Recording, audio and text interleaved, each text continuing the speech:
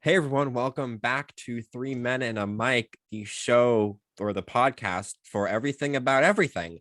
I'm your host this time around, Braden, and with me today is Finn, Michael, and Brannick. And let's just jump right into it. What is everyone drinking tonight? I've got a nice cold water. All right. I have a can of Coca-Cola, I think. Pretty sure. We're gonna see. Okay, Finn. I have some Coke in a cup. And Michael. You guys are never going to believe this. The return of the great ice. blue raspberry ice. Yes! Thank you, Brannick. That's the response I was hoping for. Where did he go? Let's go. All right. So let's jump into some personal news. What's everyone up to? Is everyone doing all right? I have something. Check this Okay, out. Michael. I have this cool effect that I can do. Watch this. Poof. It's lighter now. Oh, frick. It's lighter now. Your lighting's all weird. Yeah. Hold on. Whoosh. I can see him walking in the background. You can see him through the cracks. Oh, frick. This is the greatest podcast ever made. All right. Now the shadows All are right. all weird. All right, Finn. And they even hold on, wait. They even turn off too. I don't like the lighting like this. This so I'm looks gonna like a really darkly lit movie from like the 70s. Yeah, they look better without the lighting, so I decided to fix it. Oh frick! Ow! What's all the stuff in the background? Okay, so in other news, I have a Space Invaders t-shirt on currently, and it's pretty cool. And then also, in personal news, I went bowling today, and I won this at the arcade. That's sick. Yoshi. That whole thing I just did, that would have looked really cool if we could like cut the episode. But I'm not going to. If I just went woof and then light, but You could edit it. You just no, I'm not going to. All right, Brannick. That's too much work. What did I do? I guess. Me and my brother finished playing. You know, Everin. He was on the podcast. He was in episode one of them. It's called 4 Men and a Mic. You should watch it right now. But we played this co-op game called A Way Out, and it was a lot of fun, and I recommend it. Play it with a friend, not with a computer. I mean, I assume it's still gonna be fun, but it's much better with a friend or a brother or a lover. So, that's the prison one, right? Mm-hmm. Play it with your mom. Play it with your dad. Play it with your mom. All right. And myself, I don't really have any personal news. No, I didn't. Finn, were you not here for the last 5 seconds? For like the last like 30 seconds? Yeah, remember that? I literally just shared personal news. And I'm doing okay. Anyway. We're all happy to do that. All happy. So let's move on to movie news. Well, hey, that's you. You do that. I know it's me. Kind of a dull couple of weeks in terms of the movie world. We have a new Predator movie coming out in the summer, so that's something. That's really like the only thing I've heard. I've heard that Scream is doing well at the box office. Still have not had a chance to go see it because I've been busy. Other than that, not really anything special as of late, but I think once we enter like May, we'll start hearing a lot more things. So yeah. We've the last 10 episodes, we've all been very excited that Scream was coming out. And guys, raise your hand if you've seen Scream yet. Finn, don't lie. Go. No, you haven't, Finn. Yeah, that's what I thought. I've been busy, okay? I like that even after it came out, Scream is still in movie news. Yeah. It's gonna be in movie news until it's not in theaters anymore. Yeah, in all fairness, I'm not that excited. Like, I was never that excited for it. I mean, I'm big fan of the Scream movies, so I am excited to go see it. I've seen exactly 0 of them. Anyway, news,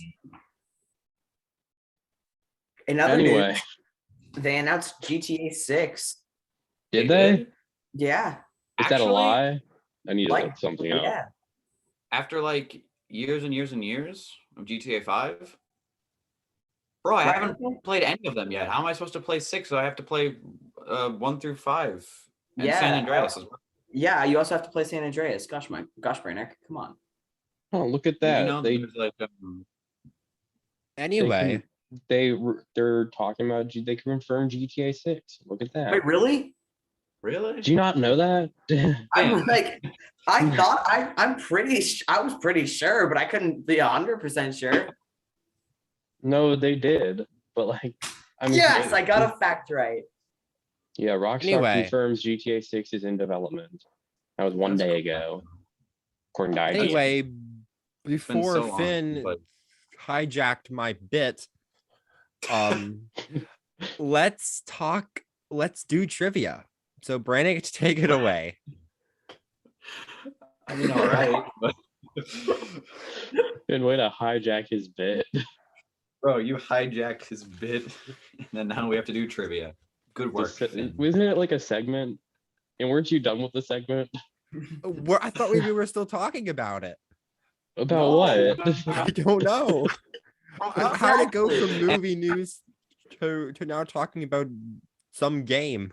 Some game. It's GTA. It's one of the biggest franchises like in the world. Okay, maybe I'm wrong. Video game franchise. Yeah, maybe I'm wrong. It wasn't like a hijacking. There was like a couple seconds of silence, and then Finn said something. Okay, Finn, I'm sorry. Gosh. Yeah, you better be. And I'm also sorry. Oh, Brannick, I hope you based the trip. Brannick, hit us with that. Sorry, I have to say that. It's become another. What did you say? I was saying, I hope you based the trivia off the topic of the episode. Yeah, I really should. I should have done that. But unfortunately, okay. Our topic is quite a topic. Just the moment you looking down. Yeah, I should have done that. It was like a split second of like. I wrote these before we formally decided on the topic. All right. It's Question like writing 1. a script before knowing what the plot is. Yeah, anyway, I could have said that trivia. Oh, frick. My computer moved. We all. Michael's having all kinds of problems. Lighting problems, computer problems. That was a a mic problem. collapse. That was a mic collapse. It's not collapsing. That was a cool effect, actually. That wasn't a problem with the lights. That was just a cool effect that I had going on. All right, Brannick. Let's do trivia. All right, Brannick, hit us with that trivia. That was not a problem with the lights. That was a magic trick. It's perfect. All right. So what's in your reflection. Brannick, hit us with that trivia. All right. So you all know the rules, unless you don't, but I'm going to tell them anyway. So play along at home. Put them in the comments below if you wish. We don't get many comments except for like 1. So maybe 2 comments with trivia answers on this video. Let's hit it. If we get 2 comments for trivia on this answer, I will drink water. So yeah, we're going to ask the questions and then they're going to ponder them and then they'll answer them later in the episode. And that means at the end. But for now, think about these. All right, question 1. What is the best-selling handheld gaming system of all time? I don't know. Question 2. What was the pamphlet by Thomas Paine that urged the American colonists to declare independence from Britain? And question 3. Who was the first actor to win an Oscar for playing the Joker? Stick those in your skillet and let them simmer. Actually, so for the Joker one, DC actually called me up, but I was busy that day, so somebody else ended up winning the Oscar. That's true. I just wanted to share that. I saw an article on BuzzFeed that said that. IGN. Oh. Jinx! We did BuzzFeed at the same time. I only read Brannick, so. Anyway, let's get into the topic. And the topic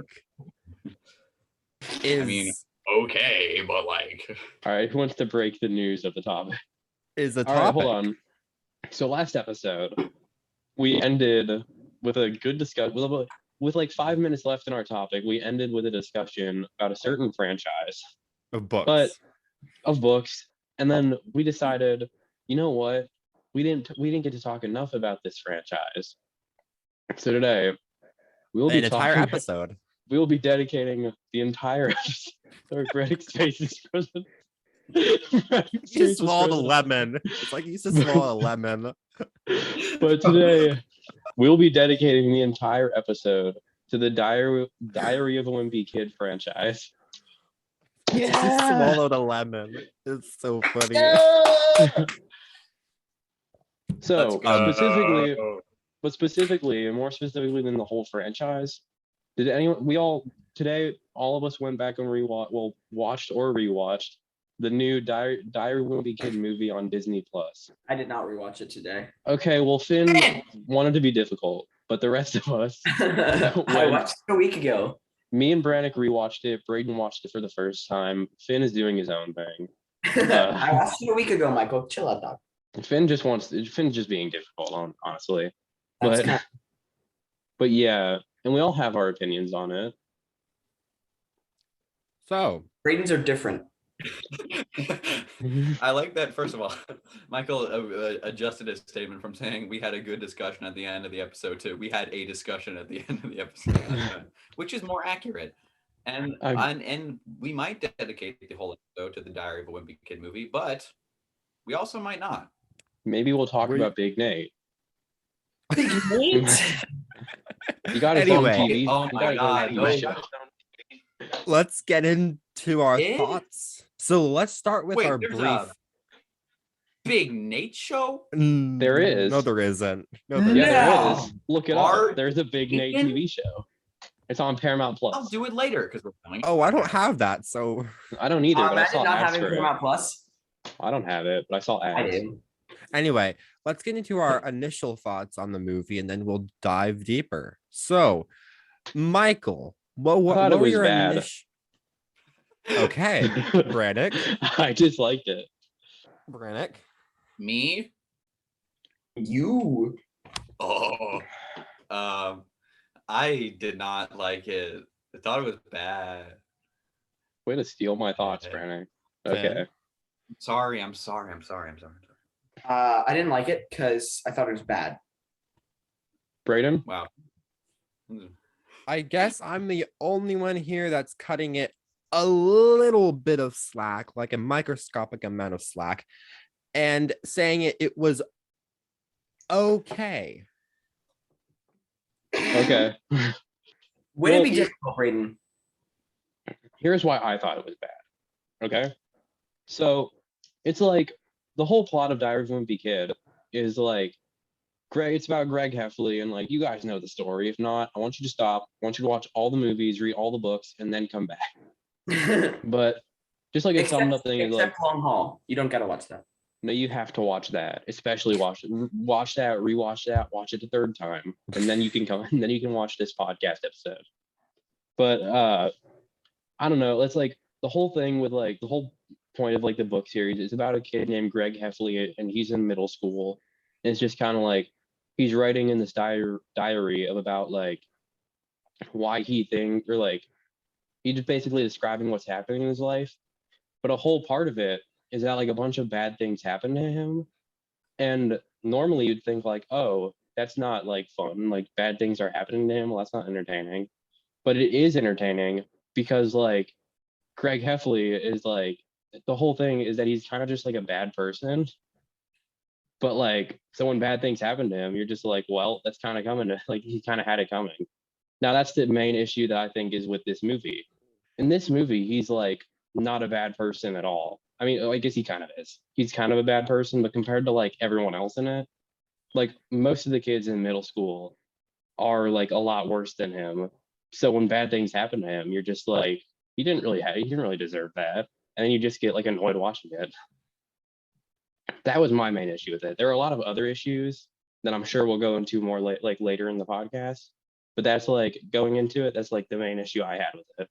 Yeah, but building off of you, Michael, like part of the reason in the books, Rowley is the victim. In the movie, Rowley is the attacker.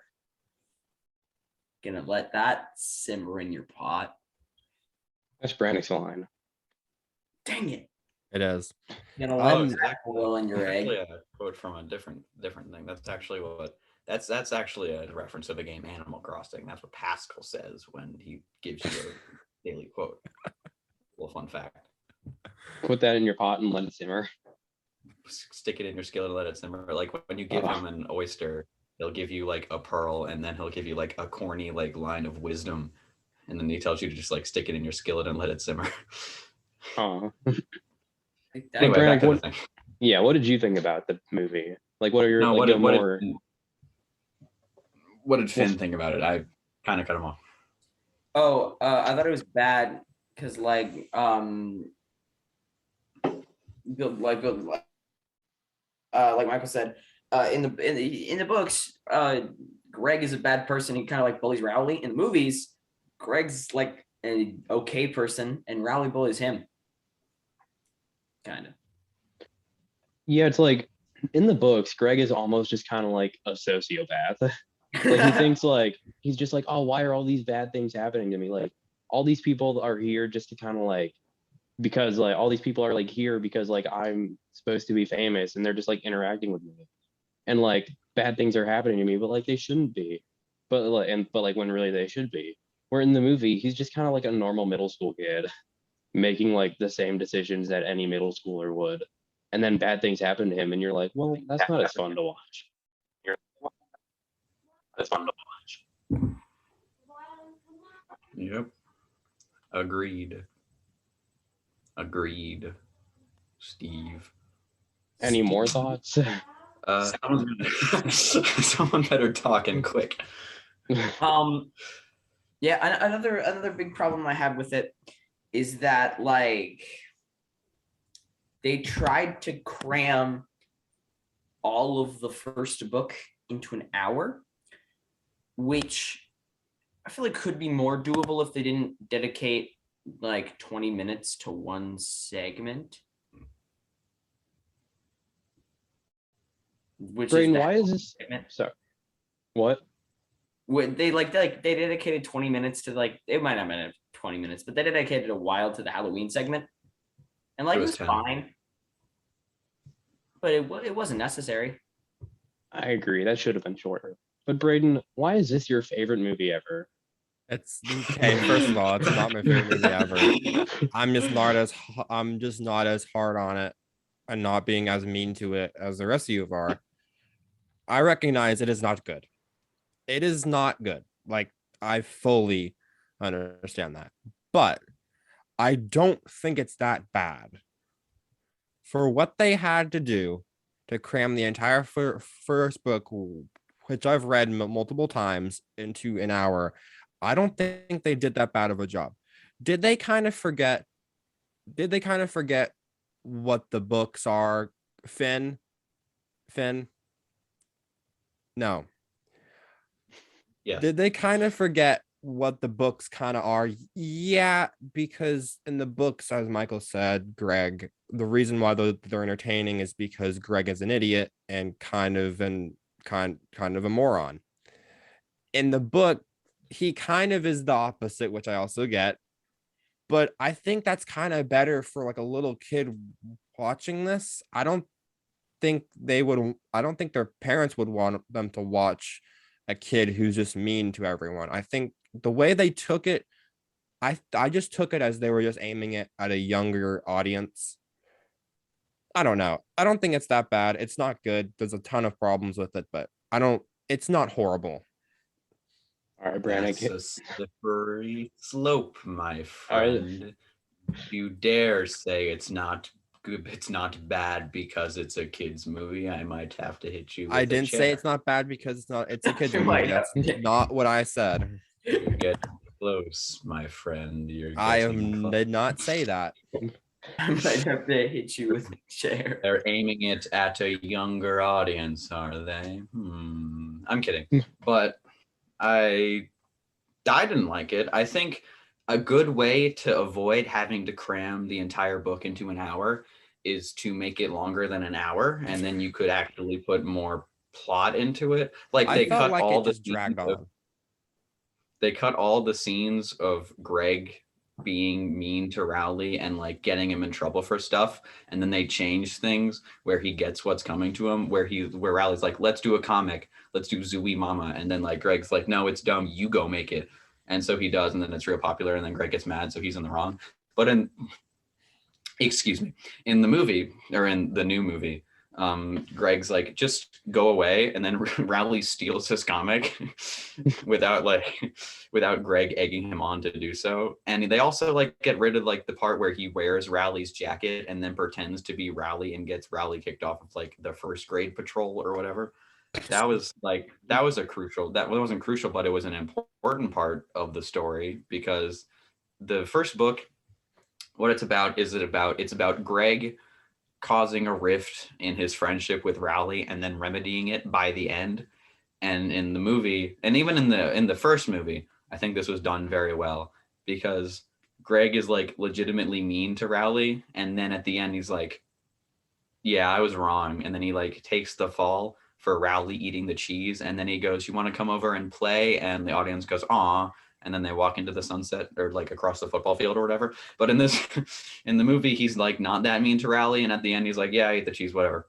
And then that's like the whole thing. So it's not really sad. I mean, like, I guess it makes sense that they didn't have a big like, oh, we're friends again moment, because they only kind of they only stopped being friends because that's what happened in the book, and they forgot the part where they're supposed to show why. They literally like, Greg got mad at Rowley because Rowley stole his comic, and then they just decided that was over.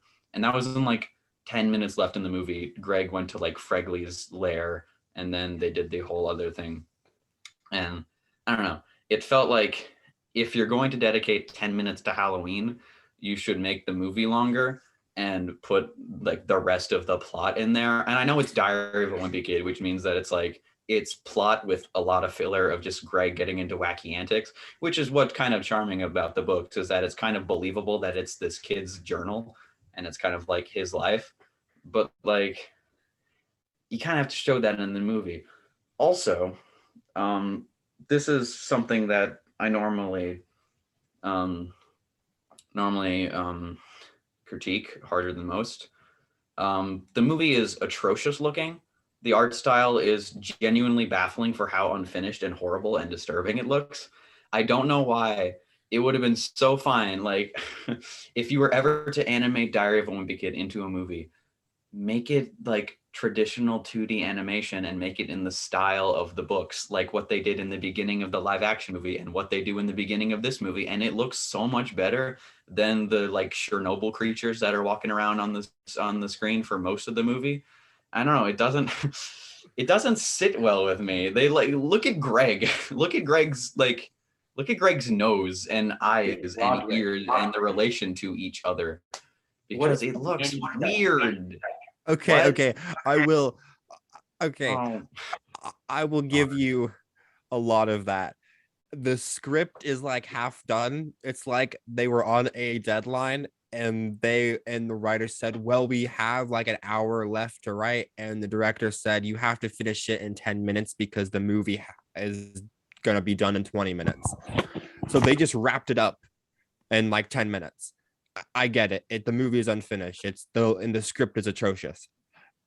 And I will also say, about 2 minutes in, I was under the impression that the entire movie would be that really cool stuff in the first like 2 minutes of the movie, that really awesome animation.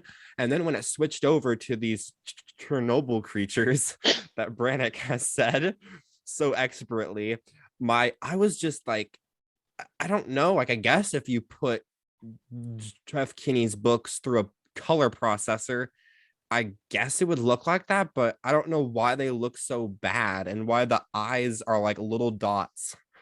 I don't think that I don't think that's even like, they're just like, oh, that's what it would look like in 3D. Like, making 2D like drawings or even animation into 3D isn't like, it just takes like more effort than was put into this movie. Because I think one of my favorite animated movies ever, and not just because of how well it looks, sorry, I burped again, how good it looks, and how well it's animated. Ours too. And it also is just like really cute. The Peanuts movie is phenomenal, and I think that was one of like the best transitions from 2D drawings to 3D animation that I've ever seen. Like it's not like whenever I look at Greg in this movie, it's like, yeah, I know that it's Greg because the movie is telling me, but like it's kind of hard to like that's not what that's he looks bad like compared to how he looks more normal in 2D. But like Charlie Brown, like, and all the other characters look really great in the Peanuts movie, despite being no longer like 2D cartoons or like the original like comic strip. It can be done. I also think the Captain Underpants movie looks really great. And I never even read those books, but the original drawings translated over to 3D well because I don't like more effort was put into those movies. I don't know. I will say though, one thing that like the movie, so for them having a lack of facial features, they do have, I think they do like a good job at having them or making them like show facial expressions. Like they don't have any like eyebrows or anything, but yet they'll still like, you can still tell like when Greg is like nervous or whatever. I think that's one thing that they do good with the animation. I love how like, Craig's mouth is like on the side of his face, like for the entire movie. He's talking out of like his mouth and it's like over here.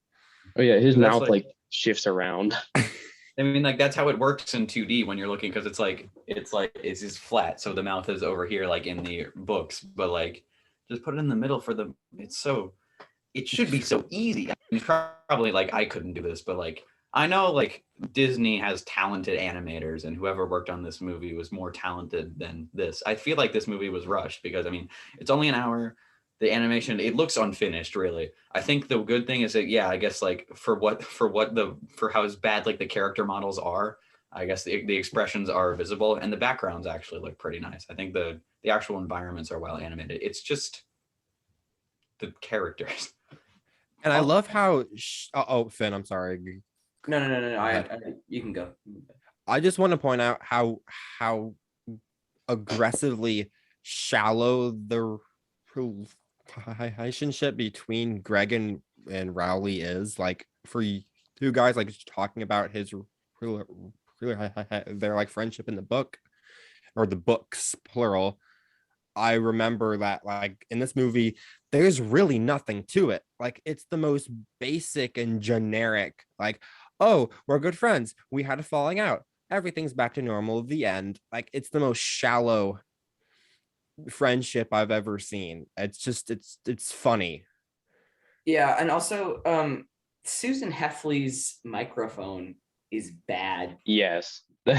You could hear like her mic not cut out. It just like had bad quality like five different times. Wait, I thought that was my like AirPods. No, that's in the movie. Yeah, the first time I watched it, I thought that was my headphones too. And then I rewinded and it happened again. And I was like, oh, I guess it must be part of it. And then when I rewatched it today, I noticed more time, like it happened more times than just the one time that I noticed when watching it the first time.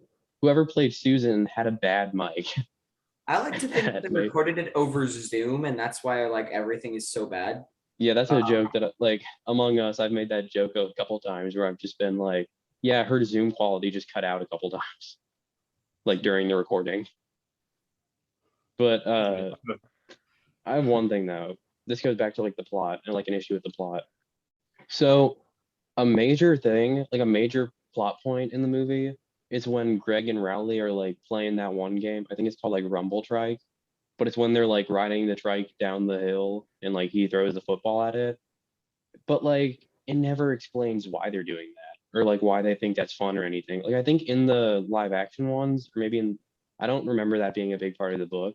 It might be, but like I think in the live action ones though, it explains like aren't they trying to like do it to like film a viral video or something? I think it's what in the books what it was is Rowley picked out something for Greg for Christmas, and Greg didn't give Rowley anything besides like an old video game, but Rowley got Greg like a big wheel, and Greg was just trying to do something fun, so he was like, Rowley, drive down that hill, I'll hit you with a football. Yeah, no, it wasn't like a viral video thing. I thought it might have been. Well, either way. I just love how What, Michael? I said, well, either way, like at least in like the books or something, it tries to explain why they're doing that. Where like in the movie, it literally starts out with him like with Riley riding down the hill and then he throws the football at it. And then Susan's just like, why are you like, you're not supposed to play that game. And Greg's like, I know, Mom. And then he ends up doing that again and he breaks his arm. And I think so it's like a pretty big part of the movie, but it doesn't make sense why they're playing. Can I just pull out or pull up or whatever? I was looking at the cast, and the guy that voices Greg's dad plays Brian in The Office, who is the boom mic operator that saves Pam in one of the episodes from like a fight or whatever. I just wanted to point that out. All right. Oh yeah, but speaking of his dad, Greg's dad was the only part of the movie that he was like the only enjoyable character. I don't know why, but his character like was funny. Like the one part Frank. after Halloween where he like pours the water on Greg and Rowley. He's just like, "Oh, sorry, you guys okay? You're fine." Then he leaves. I enjoyed that. And then Best he's character in both movies. building his pasta in the beginning, like he's building like a tower of pasta. Makes it taste better. And speaking of Frank and the whole water thing, the Halloween part was honestly the most entertaining part of this movie. Really? I would thought disagree. I think it was the most entertaining part. I don't know. There are a couple parts. I would have definitely made that part shorter. I wouldn't have taken it out entirely, but I would have made it shorter. A part that I would also like to make shorter. I don't know why, but I just didn't like Fregley as a character. Maybe it's just his character, but I didn't really like him. To the part where like he's in his house, or like he's having the sleepover with Fregley. I thought that could have been made like a lot shorter. I wouldn't have taken it out altogether because I know it was like part of the original movie and book. But like I don't think I would have spent as much time on it as they did. I've always wondered, like, why hasn't anyone called like child services and like taken Fregley to like a mental hospital? Well, I mean, he's like a middle school. I mean, he's just like weird. He's not like being abused. His house, when you walk into his house, or when Greg does in the movie, it's like a mansion. I mean, there's like a double staircase going up. I'm like, the house doesn't look that big. He's rich. Why should he be? Take him away. Take him away. Yeah, no, it's just it's just the way Get him out of there. Act. No, it's like the way he acts and like all like the weird like dolls he has. Probably a serial killer. Yeah, I've got to say, take him. It's really odd. That's the funniest part of Halloween. Mansion, owns dolls, is a ginger. Take him away. Get him out of there. Has a very alarming chin. And his smile, his mouth is like yeah, his mouth could like a grapefruit hole. Yeah, kids that have like weird smiles they take them to CPS. I think he had like a watermelon that he just swallowed whole. Oh wait, you can't like you always got to be wary of rich grinning gingers. Can't be having any of that. Okay, so I had another major issue with the movie. And like the first time around, I think I kind of noticed it, but the second time around, I was like, yeah, this is another reason why I dislike it. I don't know what it is about them, but all of the background characters like are so annoying. And like whenever they talk, it's so cringy. But like they always, every time anything happens, they always like throw in some comment. And it's just like, why? Nobody cares. Like, hold on. If you want to see the first like 10 minutes of the movie are fine. If you want to see where the movie starts going bad, skip to like the first day of school, like their first day of middle school, just that montage where like all the stuff are happening in the hallway. Literally just watch that. And that's when, to me personally, that's when the movie gets bad. Because like in the first 10 minutes, like because rewatching it, I was just like, I was watching the first, like the beginning of it. I was just like, oh yeah, maybe this is like not that bad, or like maybe this wasn't, maybe I just feel like too harsh for the first time. Maybe this movie isn't as bad as I thought it was. And then like they get to middle school and I'm like, there it is. Yeah, I mean, like I always like that in the books.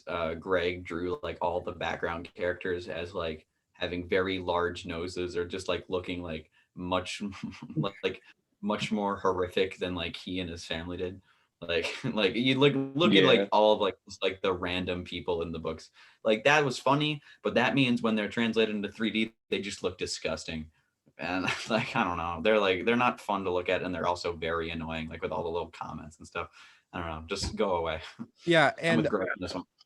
I know that him going to school on the first day, it's an important story beat, but I feel like they could have just done that better, or just not included all of the random people just saying things that have no like context like the rest of the story. It's just random comments. Mm-hmm.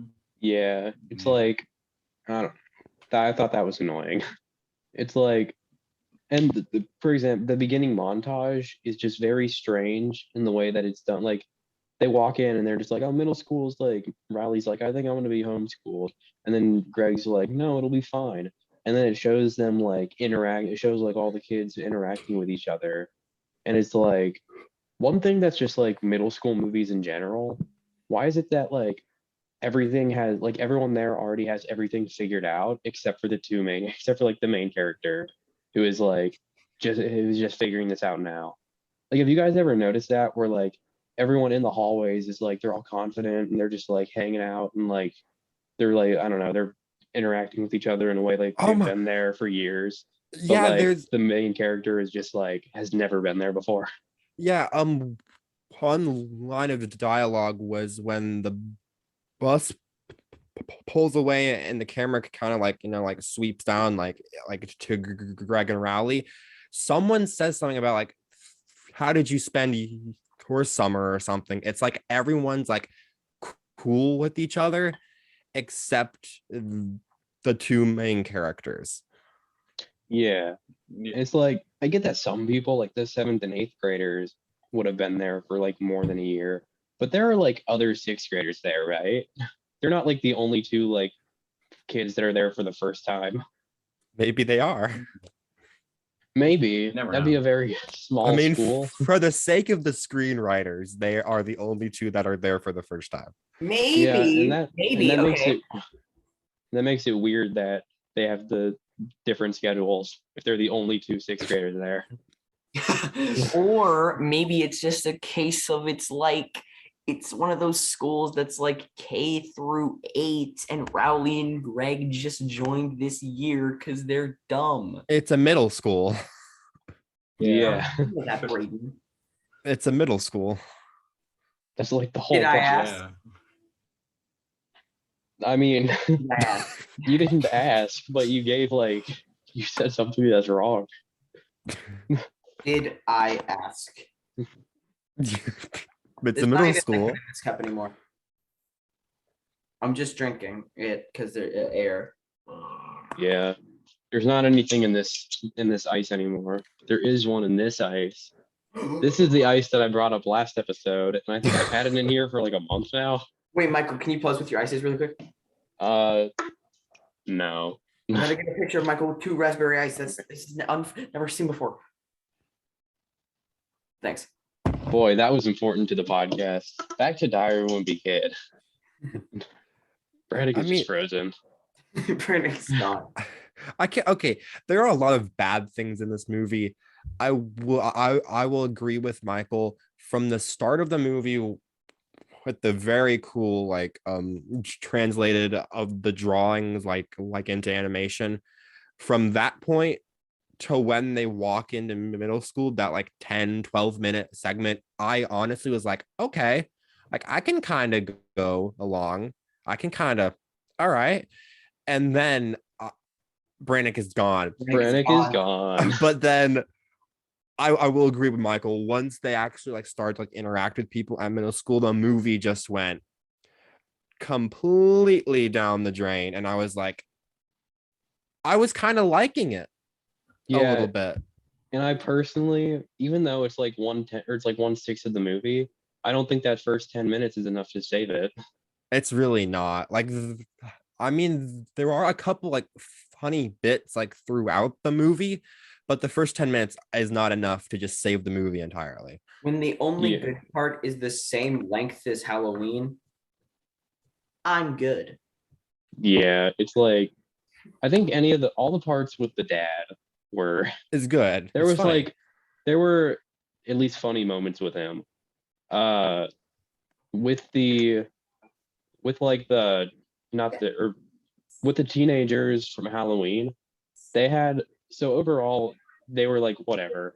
But I thought there was one joke with them at the end where it was like that made me kind of laugh. It was just the like he's like, we're gonna make him pay. And they're all like, yeah. And then one of them's just like, wait, how are we gonna make them pay? Like with money? They don't most people don't carry cash these days. That kind of made me laugh. But other than that, they were also just kind of annoying characters. The other joke that they said that made me laugh is when the one like you got the fire extinguisher and there's like, no, my mom took it back for like fires.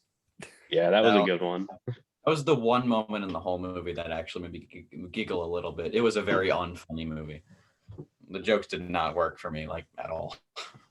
And I just want to go back to the whole thing in the opening, which is actually pretty good, about the whole like tricycle thing.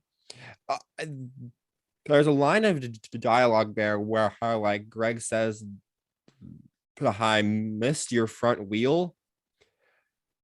I think the whole point of that game was to literally flip rally. Yeah. It's like Yeah. well, Braden does bring up a good point though. The point was for him to like hit the front wheel, but then when he does and Rally flips over, Greg's all like, no, what happened? Like I didn't mean to flip you. Like, what'd you expect, Greg? Greg is just in it for vengeance. Yeah. Maybe Greg is a bad person. Maybe. I don't know, because like even after he did that though, he felt bad. And like you're just like, oh yeah, well maybe he was like, but then after that, it was like, I don't know, because I was thinking, I think they were trying to make him also seem bad when he was just like, oh, but you can't tell your parents how you broke your arm because then I'll get in trouble. And it's like, yeah, that's not great. But think about it. When you were in middle school and you broke your friend's arm by accident, would you have been like, tell them I did it? Tell your parents that I was the one that broke their arm or broke your arm. No. You probably wouldn't. Okay, but that did go to a very funny joke in terms of my opinion when Greg's on the phone with Holly and Greg's like, well, you told your parents, right? And he goes something like, yeah, I told them I tripped in a rock playing Duck Duck Goose. Honestly, that kind of made me laugh a little bit. Yeah, I think like the problem with like having him, they made Greg a more Duck Duck Goose with two people. Yeah, they made Greg a more sympathetic character in the movie while also not changing the rest of the plot at all. They were trying to make a more direct adaptation of the source material into a movie. I think that much is clear, even though they're still cut out significant parts of it.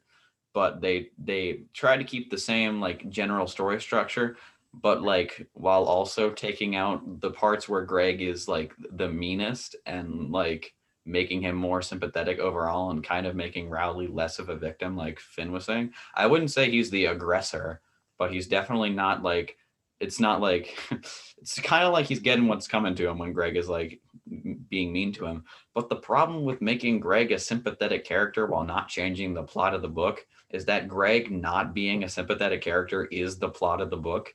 Like that's how that works. He's mean, and that's the point. By the end, he learns. That was the point of the first three movies. Greg learns to be a better friend, Greg learns to be a better brother, and Greg learns to be a better son. It's all about Greg learning to not be as bad of a person as he normally is. And in this movie, they tried to do it, but Greg wasn't really that terrible of a person. so it kind of falls flat and feels disingenuous. I don't know. Okay. Braden's having a laugh. The one thing from the book that I keep thinking about. It's I think it's in the long haul. It's not the orange covered one. Yeah. Yeah, it's in that one where they're like on like a bridge. Oh gosh, I'm ready. I'm ready to hear. I'm ready to hear what he has to say. No, I'm sorry. Brady, it's thing funny. so they're really funny. I'm gonna go read No, it. I just on my shelf. Before Braden. No. It's okay. So it made me think of when Brannick was talking about how Greg is like learning to like become like a better person and stuff. And well, there's a scene where they're stuck on like a bridge or something. It's not even that funny. What happens on this bridge, Brayden? Find it. I don't care. Okay, but I think Greg like he feeds like a seagull something. I don't remember what it was. Oh, it's the bag of cheese. Cheetos. He feeds them the Cheetos, Yeah. and then the Cheetos fly into the car. It's not even that funny. It's just when I think about it, it's a lot more funny. Oh my god, that is actually, yes, that is like the funniest book, and that was fine. That's the funniest point. Wait, no, it's this moment where It's the cheese curls. it's the one where Roderick like the cheese curls one was good, but there's also this part in the book that I just flipped through while looking for it, where Roderick throws his gum and it gets stuck in the open sunroof and they can't close it, and so then Flat Stanley goes out the window, and then like the pig goes crazy, and it's like a whole chain reaction, and it's very amusing. I think like one of the other funniest parts in the long haul, which I guess that's what we're talking about right now, is when Manny's like on a leash and he wants to go get the pig back because they gave it to like a petting zoo. And so he's in like a gas station bathroom, and the leash, Greg is like holding the leash as it's under the door. And then like after a while, Greg's like, wow, he's taking a long time. So he opens the door and Manny is gone. And then he's out on the sidewalk hitchhiking. Yeah. I really like when they pull up at the like motel and they tell Roderick to like go and get like food, and he comes back with like frozen pizzas and stuff, and he's like, well, we can't cook it, so they end up eating like mince. Oh no, because he thinks that the safe is a microwave, so he locks all the pizzas in the safe.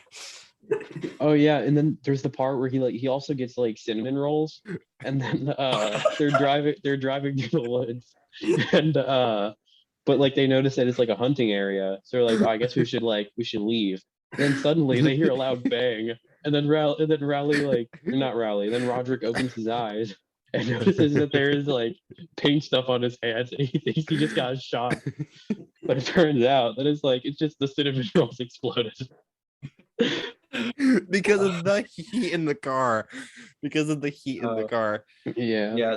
That has been my favorite Diary of a Wimpy Kid book. Same. Always, it's been Same. My favorite Diary. And it got translated into a subpar movie. That is all right. For Adapted. clowning on the new one, the long haul is like 10 times worse than the new one. Then the new one? No. Yeah. This new one is a lot worse than the long haul. No. The long haul movie was awful. It's been a while since I've seen the long haul, but I remember like at least like having an okay time. The new one, I was not having it. But the book, The Long Haul, is the funniest book in the series. Oh, that's my favorite one. Because there's just so much crap happens that's just bonkers crazy.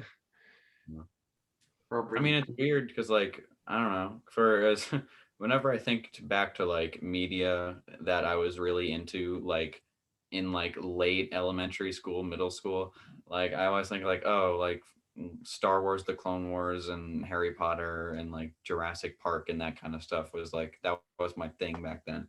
But honestly, like Diary of a Wimpy Kid is something that I rarely think of, but when I do think about it, it's like, wow. Yeah, I read up to The Getaway, and I think I've read all those. I've read them like multiple times. I've seen all the movies. It's like, I love this series like a lot, and so it's very disappointing when we get like a very bad adaptation of the first book. Yeah. When sorry, Ben.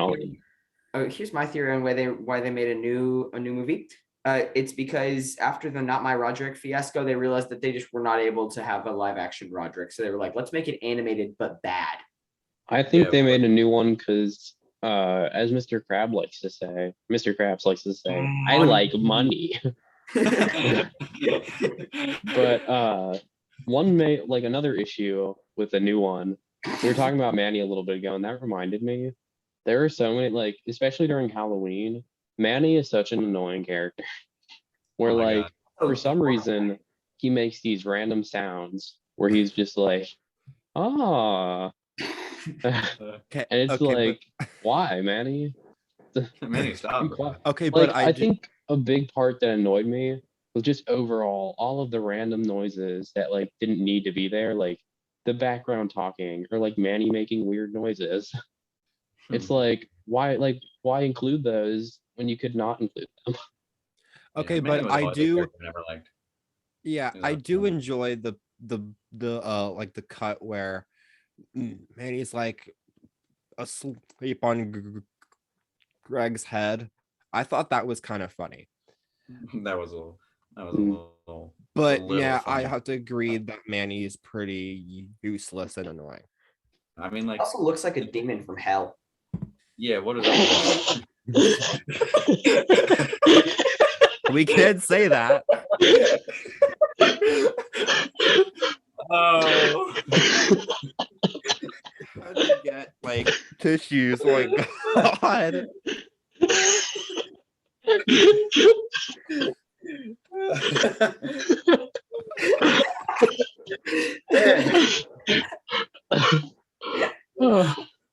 Do we leave it in? Do we cut it? What do we do here? Oh, we're leaving that in.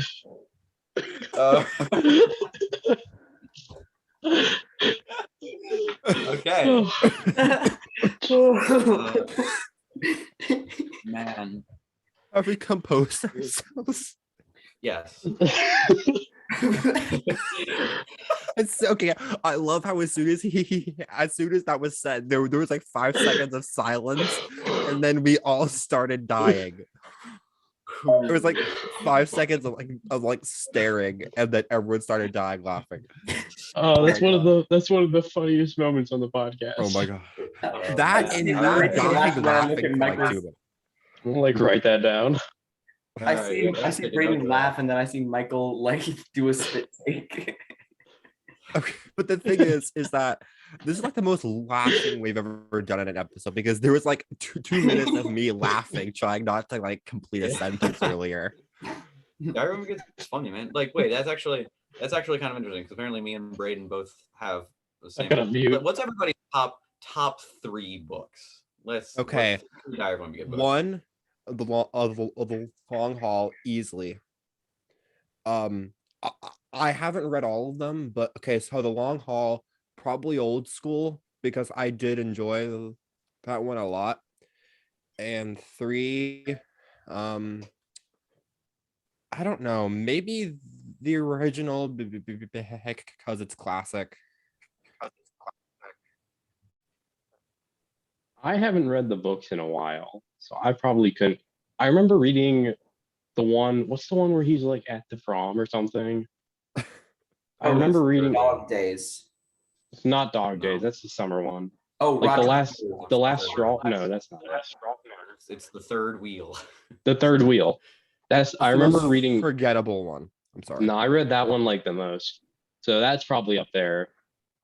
Probably the long haul. That's another good one. These aren't in any order. Just and then I don't know. Maybe The Getaway. That's the most recent one I read. So maybe probably that one. I don't know. There's something about the long haul that just captures the magic of what the series is so perfectly. For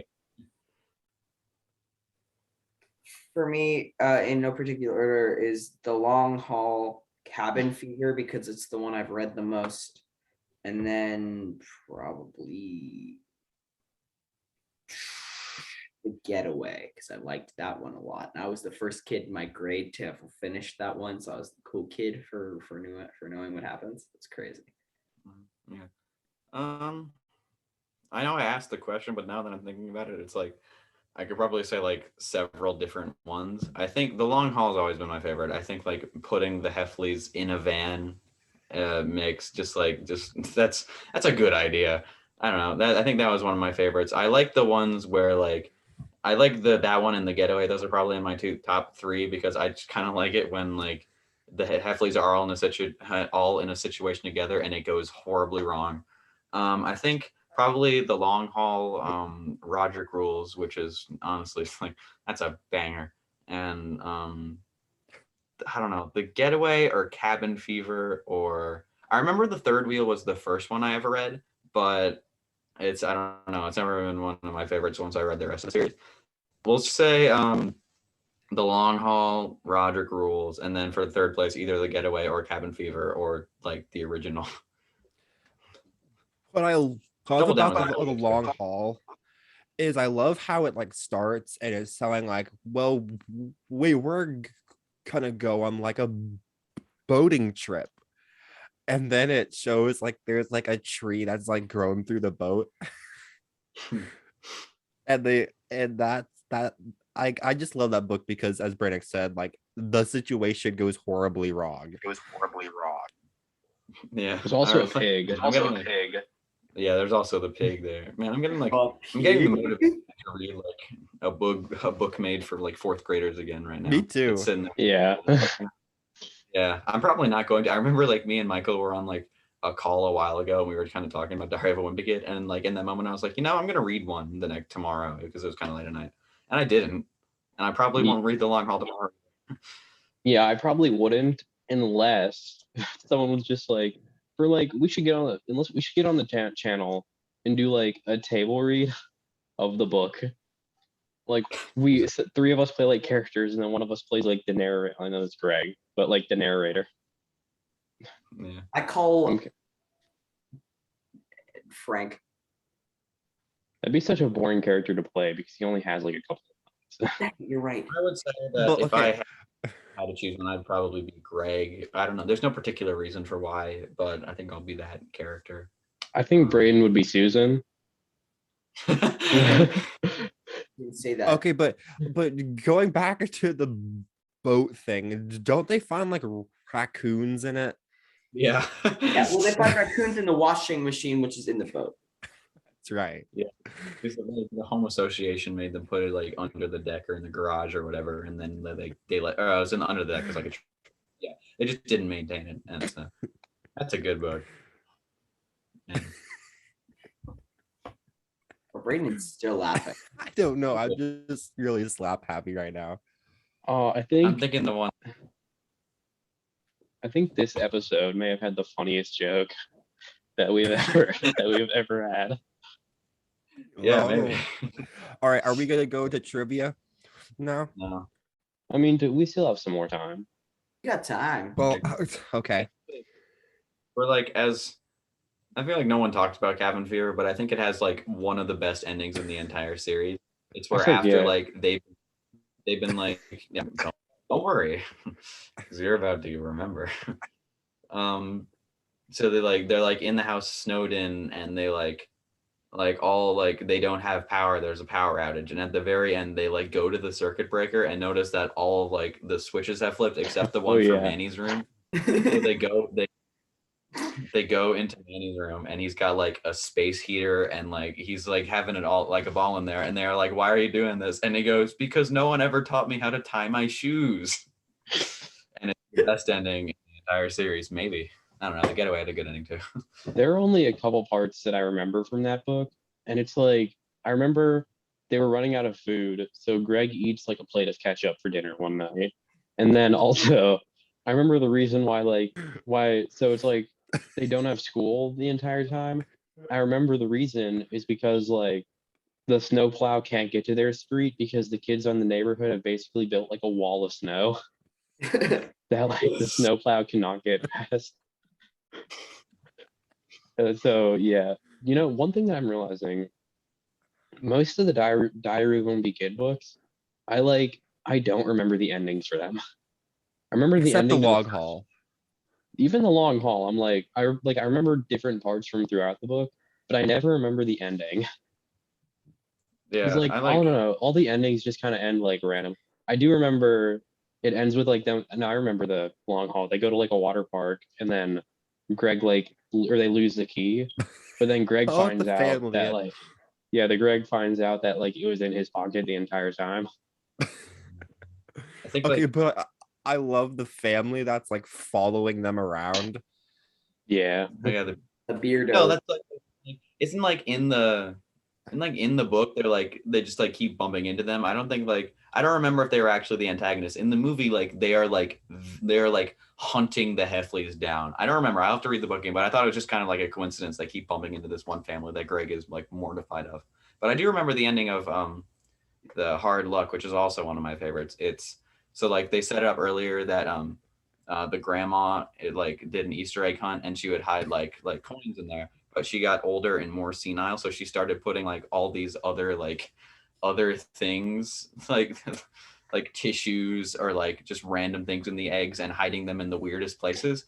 And then one of them was like this very like her wedding ring. It's like a family heirloom, and everyone wanted to have it to sell it.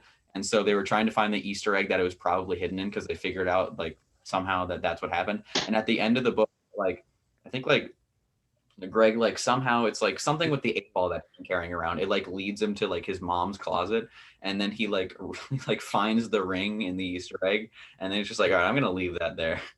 I think that was a pretty funny ending. That's another I one. don't remember. I remember reading Hard Luck, and I don't really remember anything else about that book. I feel like most of the ones I can remember like enough about. I like each individual book. Like the first one's like, yeah, he like gets in a fight with Rowley. Roderick is like Roderick Rules is just like kind of the Roderick book. Dog Days, they get a dog and it's like summer, whatever. Ugly Truth, he goes through puberty. Cabin Fever, they're all like whatever. And then like we cut to All old school. losing their minds. We get to old school, and I do not remember like anything about what happens in that book at all. Yeah, Oh, the reason I love the Diary of a Wimpy Kid series so much, it's because I read I had this one vacation where I was in California for like a week, and every day I would read a different Diary of a Wimpy Kid book, like when I was in California, and I just have good memories. I have two things, and then we probably need to get to the end. We probably need to finish. But like, I remember when I was younger watching them, I was scared of the Diary of a Wimpy Kid movie because I was terrified of the cheese touch. When I was like a wee lad, when I was like 5, I was freaking terrified of the cheese touch. So, and then another thing, what? Sorry, keep going. No. What do you want to say? No, Got something to say, Brian? You'll have to say it because I interrupted you. That was rude to me. All right. Well, I remember one thing. I forget what this was, but it was like what book this was in. But I just remember like all of the characters, or like they go to like their family's house, and the grandma's getting old. So he's like, yeah, like a bunch of my family is like starting to put their like name tags and stuff on like different things that she owns, so they can kind of like claim it after she dies. Then he's like, and I think that's pretty messed up, but I'm also getting in on it. And he like, it shows like that he's put his name on like a lamp or something. Oh, and then there's like another part where it's like, what book is this in? Where he's like, yeah, I've been kind of avoiding my grandma because at a certain age, she like pulls you into her room and then has a talk with you. And I have been scared of that. Ugly. And that's what Greg's just like, what is that? That's in the Ugly Truth. That's the 5th one. What were you gonna say? But what I thought you were scared of is because I remember I didn't get scared of this, but I remember my brother was like my younger brother, not Evan, the younger one, was like terrified of like the scene in the second movie where they watched like the crappy horror movie about like the like little hand like that like follows you around, or the foot or whatever it was. It was a foot. It was a foot that like killed people in this like haunted house, and it was supposed to be like, oh, it's a cheesy horror movie, and Greg and Rowley are terrified, and so was my brother. I was like, Mike, tell me that you were scared of the foot.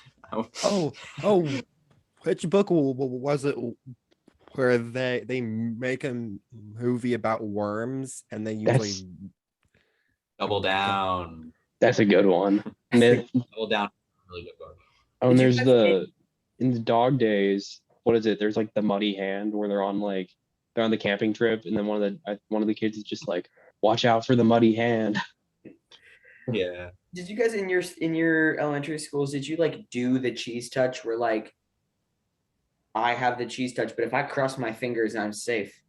No, we had the pickle touch because one time on the playground we found a pickle and some kid touched it and I yelled, "He has the pickle touch." And that's how it went. And then they had the pickle touch. So we ran around just like, it was basically just a game of tag. There was nothing you could do couldn't cross your fingers. You're just stuck. You're always vulnerable to the pickle touch. Brannick, guess what those trivia answers? All right. How much time do we have left? 4 minutes and 26 seconds. Perfect. That's perfect amount of time. Where are the trivia? I found them. All right. All right. By now you should have put them in the comments, but now you guys get to answer them. So question 1, what is the best-selling handheld video game system of all time? Finn? The Switch. I was gonna say the PlayStation Vita, but then I realized that would be wrong. So no, it's not. It is the Switch. I will say the DS. All right. Braden? I'll just say DS. I don't really know. The DS blew like every other handheld system ever like out of the water. It sold like 150 million units. So yeah, that's the DS. All right. What was the pamphlet by Thomas Paine that urged the American colonists to declare independence from Britain? I know this. All So right, I guess I'll let other people go first. Ben? The Declaration of Independence. Nope. Close. No, it's not. Braden? I know this. Like I legitimately know this. I could, for the life of me, I cannot remember its name. But I do know this because I've learned about this multiple times. Michael, you want to go because I cannot remember. Thomas Paine wrote Common Sense, and if you've seen Hamilton, I've been reading Common Sense by Thomas Paine, and that's a line from Angelica Schuyler while singing the Schuyler Sisters. I mean, like I knew it before that, but that's also just happens to be like I knew he wrote Common Sense before Hamilton, but like he also just that also happens to be a line in Hamilton. Yeah, it is Common Sense. You're right. All right. Who was the first actor besides Michael to win an Oscar for playing the Joker? You don't have to raise your hands. Like Braden, I guess, raise his hand first. Joaquin Phoenix, who played the Joker in Joker. Yes, he sure did. Finn?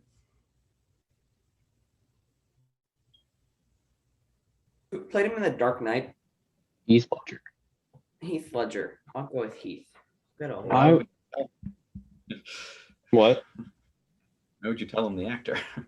I don't know, because that's not the answer. Well, I mean, it could be the answer because I'm deciding between either Heath Ledger or Joaquin Phoenix, or maybe it's Jared Leto. No, I'm kidding. It's probably not Jared Leto, but I feel like it's either Heath Ledger or Joaquin Phoenix, or maybe it's just gonna be some guy like maybe it's like Jack Nicholson. But I don't think it's Jack Nicholson. He played the Joker, right? Okay. And Batman. I'm also gonna say Joaquin Phoenix, but I feel like Heath Ledger could have gotten. But I'll say Joaquin Phoenix. It is Heath Ledger. You're right. I knew Yes! I didn't know that he won. I knew that he was nominated. I didn't know that he won. Huh? Take that. Brannick, you might not know, but did Joaquin Phoenix get an Oscar for that? Because he deserved it. Okay. He did, but Heath Ledger won one first. Take the L. Okay, guys, we have less than a minute. Updates? All right, so thank you all so much updates for watching, but updates on the channel. Brannick, you got anything going? It follows review next week, and I'm continuing my Bond reviews. Thank you all so much for watching. Look forward to more podcast episodes very soon, and goodbye. She also looks like a demon from hell.